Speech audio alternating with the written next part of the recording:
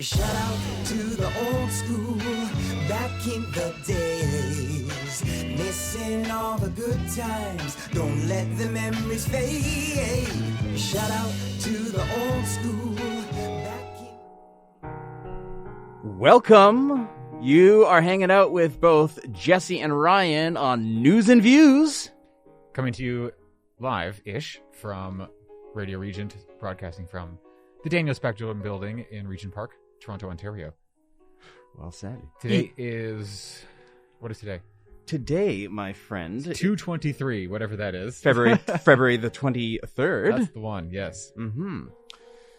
News and Views is a weekly half-hour long news program for those who want to get behind the headlines for analysis, interviews, and alternative perspectives from a decidedly progressive point of view. Each week, special documentaries, eventually, and discussions exploring important stories internationally, regionally, as well as locally. As in all things Radio Regent, the program is dedicated to inclusivity, diversity, and positivity. Sweet. We like those things. We do. They're beautiful. We need more of them. I agree. So, we got some weather. We do. And we have an advisory, no less. Oh, come on. Oh, my. Apparently, it's not over. Okay. It's a... I love how gentle this is. A freezing drizzle advisory. Not freezing rain. Not, like, I don't know, some other kind of drizzle, but a freezing drizzle. Huh. At the moment, it's sitting at -4. -4. There's some okay winds blowing at 26 kilometers an hour from the east and gusting up to 35. Okay. The wind chill says it feels like -11 at the moment. How about tonight? Tonight it says -9, periods of freezing and drizzle. Then And tomorrow is Friday, isn't it? It is. Let's look into that freezing drizzle alert while we're on it. Well, I mean, it's not really relevant. There's going to be some freezing drizzle, and there's going to be some ice pellets, and watch out. It's going to end this afternoon, or sorry, evening. Yeah, I don't think they really. I was hyped for there to be like a wall of snow when I woke up this morning. Me too. And by hyped, I mean terrified. That didn't happen. Right. Which I'm not so sad about. Yeah. But anyway, there's going to be maybe more flurries tomorrow. It's only a 30% chance, though, and sitting at -3. But it's going to get quite cold overnight, it looks like. Okay. -13 on Friday night and partly cloudy. And Saturday? Saturday, we have -3 during the day with a chance of flurries. Nighttime, we're going down to -7. Cloudy periods. Okay, well, we won't be able to see the clouds because it'll be nighttime. Yeah, you just see this like gray dome and no stars and moon. Okay. Like, that's what I noticed. I have a skylight in my house. Cool. So I sometimes look out and either see or don't see anything at all. Yeah, fair enough. So yeah, there's more weather beyond that, but it looks like it's going to get a bit warmer. Generally, this will change because it's pretty far out. Yeah.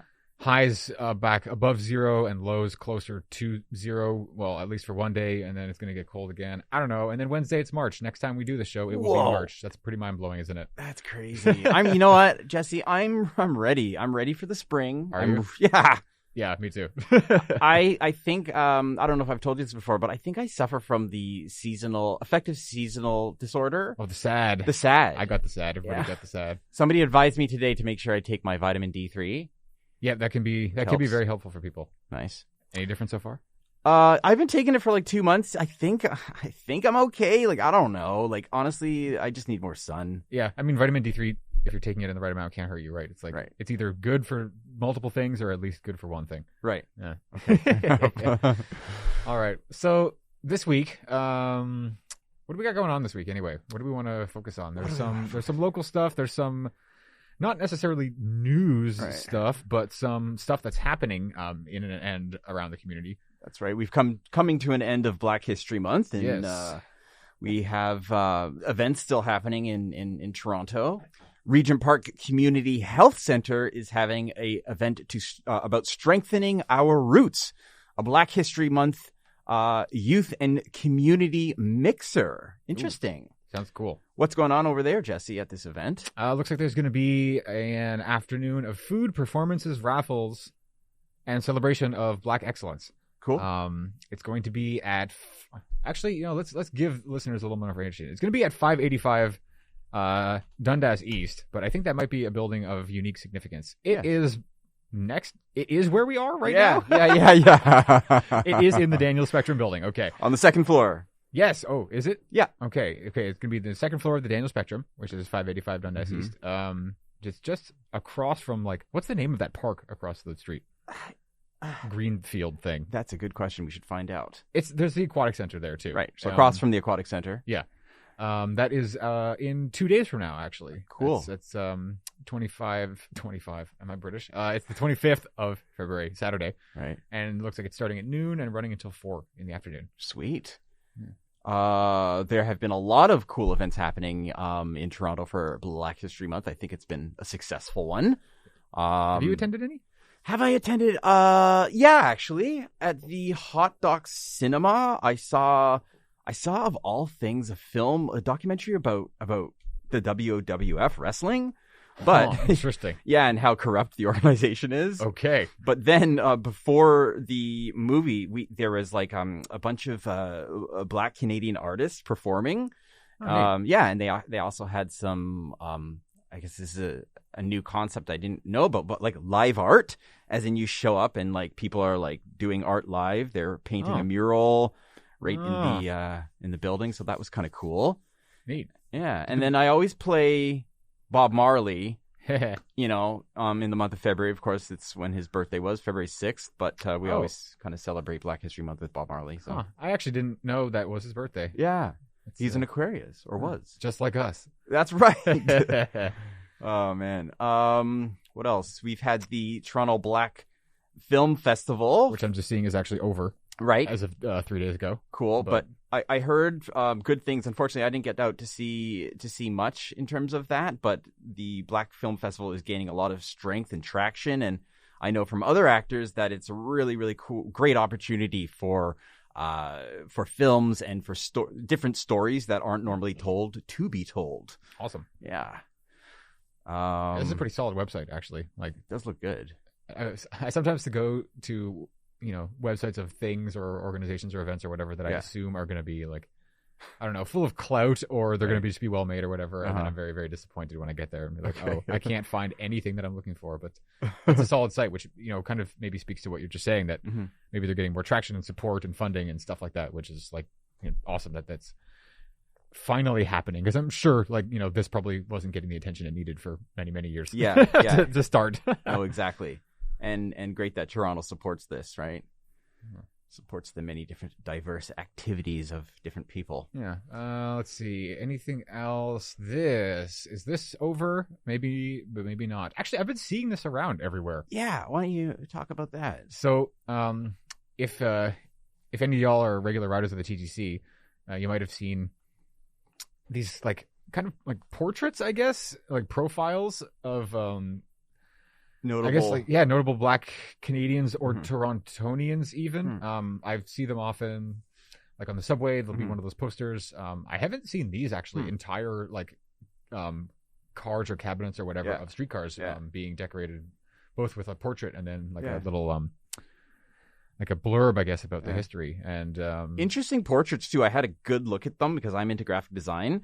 They actually look like almost like virtual reality creations. They were definitely created like using some neat kind of software. Yeah, because it doesn't just look like hand drawn, and it also doesn't look like a photo. It's some kind of in between thing. And I learned that one of the first taxi companies in Canada, or Toronto, I should say, was Black owned. Yeah, I saw that one too. Actually, that was kind of mind blowing. I had no idea. Of course, if I didn't, because who would want to? What people in power would want to tell that story? Right. But that was really neat because I had no clue, and I was curious after I don't think that I don't think this company exists anymore. But did they evolve into or offshoot into maybe one of the ones we have today? I mean, you're a bit older than me, but growing up, the options were Beck, Co-op. What was the last one? Capital or something? There was three. There was three I remember, and they all sucked. And you just had to pick, whatever one was around, or I don't know. We picked Beck for some reason, but I don't know if it was any better. Right. But yeah, that's something that I have wondered about. But I'm seeing also on this backgrounder, it looks like there's going to be some kind of aside from what we were just talking about, there's going to be some kind of highlighting event happening in 2 days' time. Actually, the same day as the event that we were just talking about in Daniel Spectrum. That is so There's cool. going to be 2 bus tours, during which riders can journey through the city, engaging with vibrant portraits while listening to added dialogue by tour guides, along with guest speakers.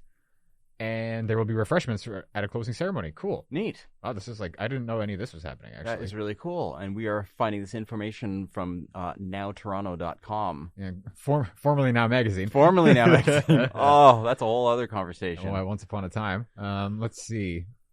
I mean, some of this sounds kind of neat. Yeah, the organization explores, the Astro Sankofa Art Initiatives organization explores connections between the past, present, and future through the Ghanaian ideology Sankofa, meaning to go back and retrieve. I didn't know about that. Huh. Very neat. And actually, kind of what you were saying before about kind of the stylistic decisions, it looks like they were kind of specifically drawing on Afrofuturism, and that maybe plays into the whole use of technology, because True. Like when I hear Afrofuturism, I think like Parliament Funkadelic, because cool. I'm old school and don't know what's happening in the world beyond 1978, I guess. But I know that whole kind of like I know that embracing of science, and I think it's maybe kind of, I mean, I can't really speak to this. Maybe you can inform me, but like kind of embracing technology as a way towards like a better future kind of thing. For like people who are super, super oppressed and downtrodden. Yeah, I think you've said it very well. That's cool. It actually makes me want to go back and listen to some more Afro-futuristic music. Yeah, I mean, I'm sure there's plenty like being made even now. Right? Okay, maybe you can educate me. Okay, maybe. George Clinton. Yeah.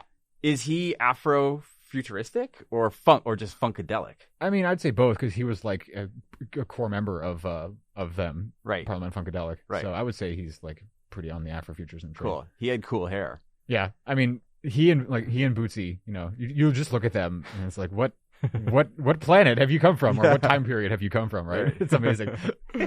And maybe what have you consumed? Maybe things that we don't even know exist yet, because they are actually in from the future. That's right. Whoa. What else do we have going on? Well, on the theme, it seems like there's been a pretty wave-making event.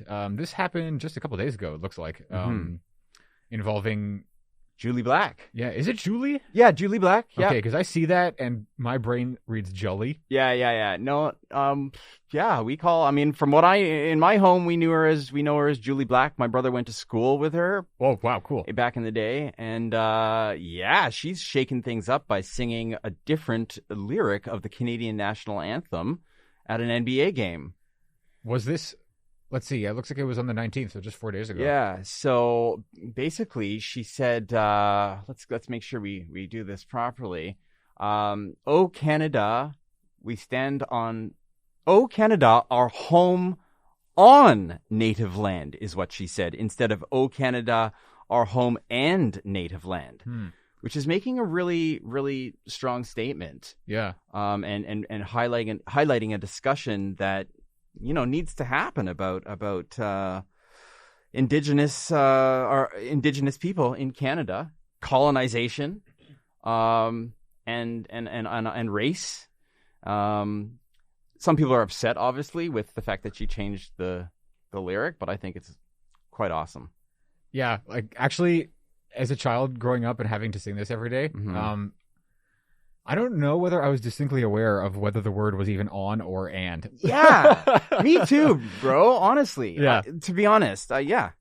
And I think I remember when I was getting a bit older, thinking like the and part, because there was, at least for me, there was never any education about the national anthem or its content, lyrically or whatever. And I remember distinctly thinking, I think when I was older, I was like, okay, it is and, but like for me, it was this like, it's native land and we are on it. Right. Like even though the word in my mind was like, the actual lyric of being and, I was like, we are here on some like, I mean, I don't even think I should say somebody else's, because a lot of indigenous, nations and communities and folks tend to go by more of an idea of stewardship and like non-land ownership in general. So to even assume that it's like, land that belongs to them. Right. Like, if that doesn't really kind of fit the worldview, then that is like a whole other can of worms, I guess. However, there was a genocide and like, they lived through the apocalypse basically. And that's another trippy thing. Is like, lots of peoples in the world have basically lived through apocalypses. Right. Ends of worlds. Like they had an entire way of life, history, civilization, everything, and then like suddenly these people show up, and then over a couple hundred years, like that, it doesn't exist anymore. Totally. It's terrifying. Yeah, it is terrifying, and it also brings into like a big question, like the whole concept of colonization, and conquering. I've spoken to some people who kind of say, you know what, it's not valid, the whole indigenous thing, because we came and conquered, and it's kind of this mentality that it's okay to conquer and take away, which many people thankfully are questioning. Yeah, that's nice that people are not just accepting that anymore. Right. I mean, in a way, like maybe this is too controversial for this show, but like that is a kind of a fact and habit and trait of human history everywhere, right? Like any nation anywhere is the history of like conquest and acquisition and warfare and bloodshed and stuff like that, right? But that doesn't mean that's a good thing. Like just because something, it's the argument from nature, right? It's just like, oh, well, animals could engage in non-consensual sexual behavior or whatever. Therefore, it's okay to do that. Like that's not how it works. Right. Just because a thing happens doesn't mean it's good, right? Right. It's like it might mean it's not necessarily bad or necessarily good, but as human beings, we can also recognize like nobody would want this to happen to them, right? Nobody. No Canadian now, whether you're like an Indigenous person or like descendant of a settler or whatever, I don't think anybody would enjoy just a bunch of aliens showing up on like, Earth or North America specifically and being like, okay, go to residential school now and all that. Yeah, totally. It's good that we're having discussions, in Canada. In fact, different museums are starting to return Indigenous artifacts, which is a very important and good move. In fact, the ROM has recently done that. Yesterday, apparently. Yeah, returning Chief Poundmaker's pipe and saddlebag back to the family of him. Is this like a story that's kind of been bubbling for a while, or an issue that's been kind of talked about for a bit? Because it's something that I'm not familiar with. Yeah, you know what? That's a good question. I know it hasn't been talked about in the media so much, but I've heard from just my circles that different countries are making moves to return things from museums. Huh. Yeah. I mean, what comes to mind, it's not really appropriate for the show, but the British Museum, how it's like a treasure trove of stolen artifacts from around the freaking world. Like, I know, I've been there, and it's just like, wow, this is amazing. I shouldn't be able to see all this in the span of an hour. Right, well said. Yeah. This whole older concept of finders, keepers, losers, weepers, or stealers, keepers. Yeah, that's a better one, maybe. It's like, oh, I found it in your home that I burned down. Right. And after I killed you. Right. So. Yeah, I'm seeing, looks like the great-great-granddaughter of Chief Poundmaker, whose name is Pauline, also known as Brown Bear Woman, led the repatriation effort of the artifacts and saying that her ancestor was not an instigator of a resistance that occurred. Where was this? In Stony Mountain Penitentiary, Manitoba in 1885. Wow. So I wonder if that's like maybe something that kind of fueled the claim to legitimacy of these artifacts. If they were like, oh, this was like some insurgent Indigenous leader and we took those things because blah, blah, blah, whatever. And then just it got, ensconced in the ROM and just nobody dared to, challenge that. Right. Oh, this is actually, this is a pretty dense story. Coming from us, coming to us from the Star. Talking about how there was an exoneration by Justin Trudeau in 2019, which has taken them 134 years. Well, long enough, but but better late than never. Wow. Not that means you couldn't have done it sooner, but and then more descendants of Chief Poundmaker saying they feel respected and heard and seen and all that, and this it just seems like this is positive news. This is good. This is We've been good talking news for a while about how like it's so easy and like habitual to fall into like bad news. And this is, I think we were even talking about this, is like putting a positive spin on negative things, right? This kind of like a progress towards reconciliation and all that. It's like there's horrible history behind this news piece and what we're talking about, but like look, it's going in the right direction. Yeah. Finally. Finally. That's a positive. Yeah. Speaking of not the greatest news, Uh-oh. we do have to touch for a second on the TTC. Yeah. We don't have to go into details about the violent acts and upset on the TTC, but as usual, weekly there have been unprovoked attacks.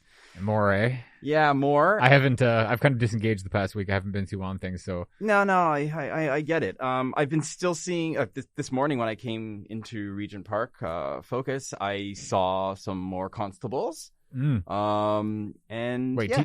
Special constables or actual cops? Actual police, rather. Okay. Yeah, they were kind of walking away from me. Uh-huh. I have the strangest response. I've told you this before, Jesse, but when I see them, I get very jovial. I feel like I have to be like, hey, how are you? It's really strange. I'm not sure. Maybe because it brings me back to maybe kindergarten or public school when the police would come in and talk to us. Yeah, and they were not figures to be feared yet. Right. I mean, at least speaking from my own experience, I don't necessarily feel super comfortable around them. Yeah, it depends.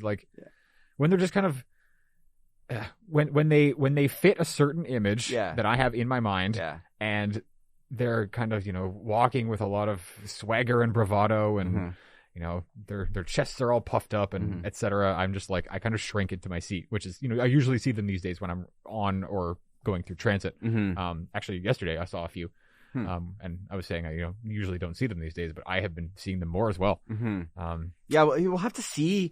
I'm very mystified by this whole policing situation. What's going to happen? Is this an all-year thing? Is it going to slowly die down? Well, remember last week we were talking about the article from the city that was saying that they don't have the money to continue doing this beyond March. Right. So, they either need to drum up some more money by siphoning it out from probably more, worthwhile things, or increase taxes, but nobody wants to do that right now. No. And also, are we in a state to do that, given that our whole mayoral situation is in transition? Otherwise, maybe there will just not be police come spring. We actually dug up, but probably won't get into that. Not long before Mr. Tory booted himself, he made some kind of statement about there should also be mental health professionals on the TTC, but there wasn't really anything to back that up. Yeah. So it's maybe he was just talking for the sake of talking. Right.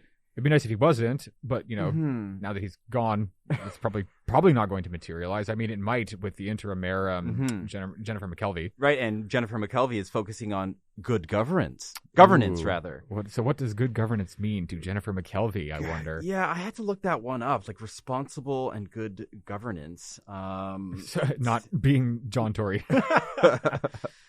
Let's see. Let's get into some specifics here if we can.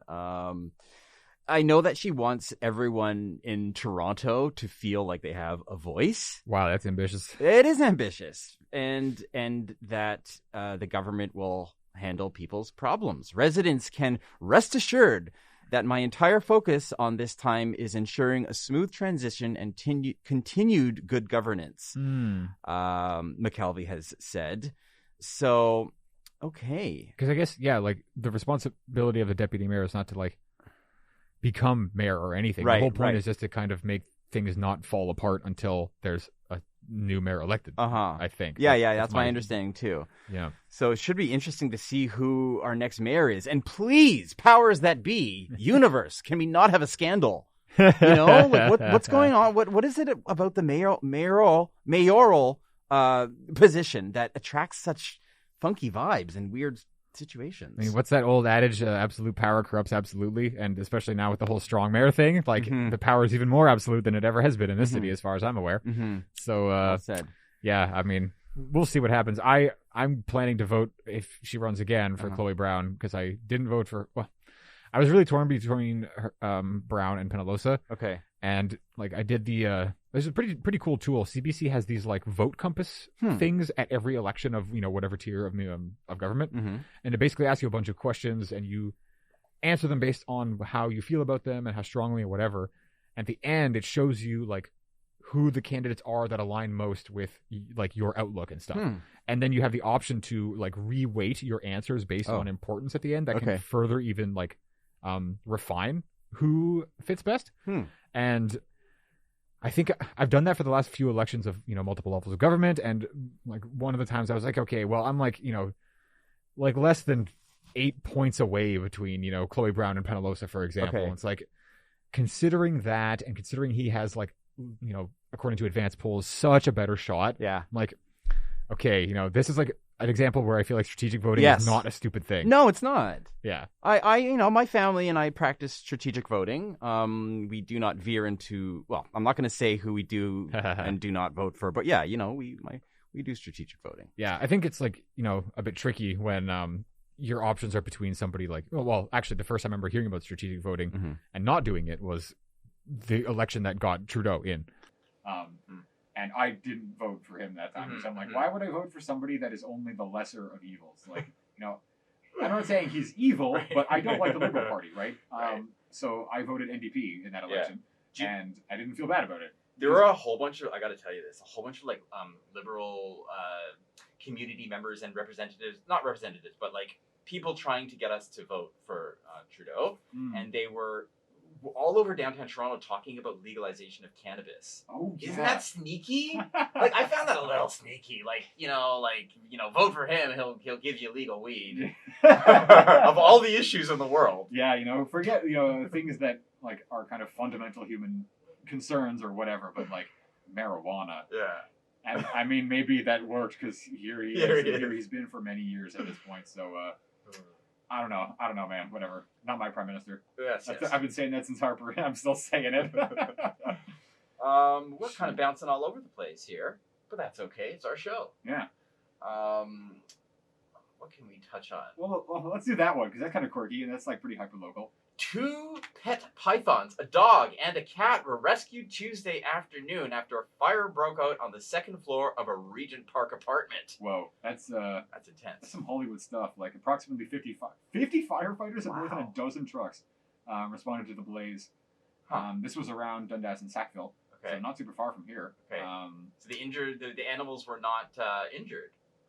Animal control was called to collect the rescued pythons. Okay. Yeah, that's wild.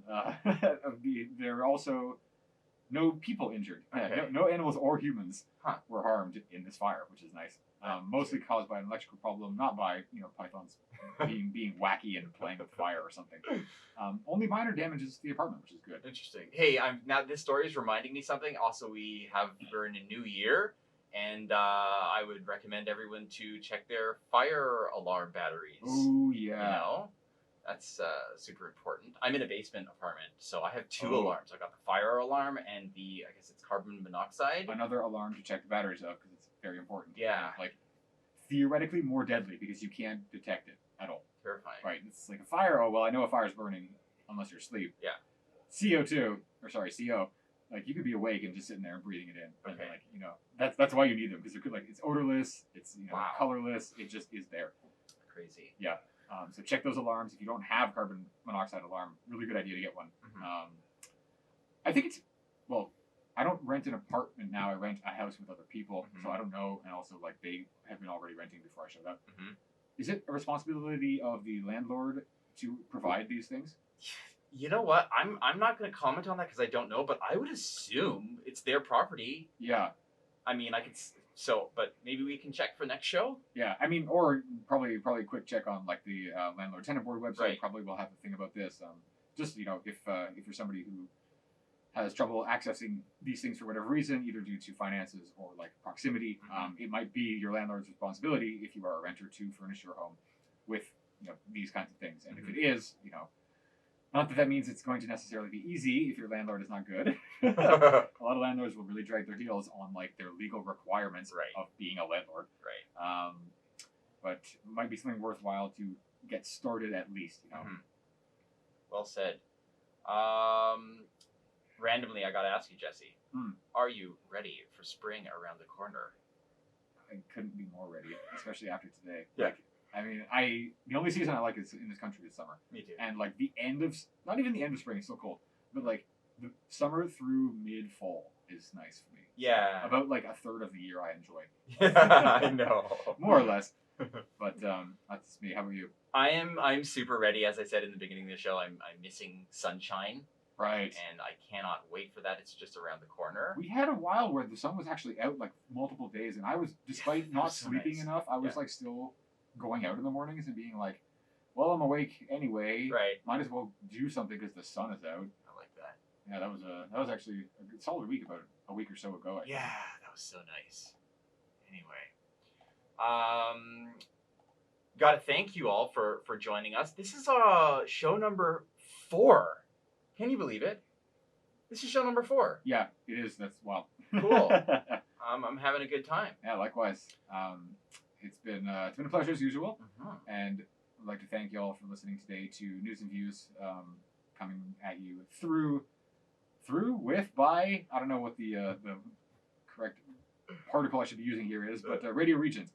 Well said. Broadcasting from Dundas Spectrum, and lots of great programming, all the time. You can listen online on the website or on iHeartRadio or however it is that you're already listening to us, because the only way for you to be hearing what I'm saying is to be listening, which means you already know how to listen. But there are other options in case you need more. Mm-hmm. Well said. Radio Regent. It's been a pleasure. News and Views. Next week with I don't know. Who knows what will happen next week? It'll be March, and then it'll be a whole new world, and it'll be a whole new month, and maybe all the snow will be gone. Yes. I'm welcoming the new month and the new season as it comes. Yeah. So until then, take care, stay safe, and stay beautiful. Peace. Don't forget to like, comment, share, and subscribe to our YouTube channel, and check out all of our social media platforms. For more information, check out our website.